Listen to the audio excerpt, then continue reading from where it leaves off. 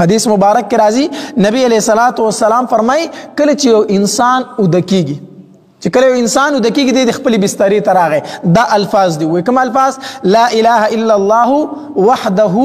لا شریک له له الملک وله الحمد وهو على كل شيء قدير الحمد لله وسبحان الله ولا اله الا الله والله اکبر ولا حول ولا قوة الا بالله دا الفاظ صرف یو ځل وایي بیا نبی علیہ الصلوۃ والسلام فرمایلی دا کس ته وایي چې اللهم اغفر لي الله ماتا بخنه نصیب کا الله ماتا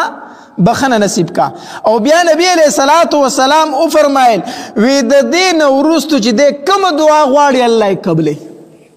اے سم لاستی دا دعا دی اوغتا په دې دعا پسې بیا دا وی اللهم اغفر لي د دین ورستو چې کوم دعا غواړي الله تبارک وتعالى قبلې چې کوم دعا غواړي الله تبارک وتعالى قبلې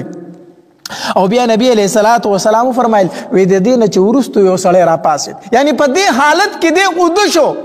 او دې را پاسید صرف 2 رکعات نفل وکړو الله یې ډایرک قبلې ډایرک قبلې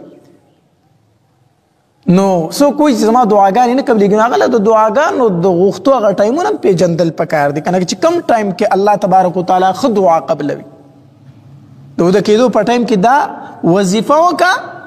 بیا یې درته واما لا اله الا الله وحده لا شریک له له الملك وله الحمد وهو على كل شيء قدير الحمد لله وسبحان الله ولا اله الا الله والله اكبر ولا حول ولا قوة الا بالله دا الفاظ وایا ورستو اللهم اغفر لي ورستو چې بیا کوم دعا غواړي الله تبارک وتعالى قبلې دا حدیث مبارک چې دی دا کمزور حدیث هم نه دی بخاری شریف هم دا حدیث راوړی دی ابو داود ترمذی نسائی ابن ماجه د ټولو کتابونو دا حدیث مبارک راوړی دی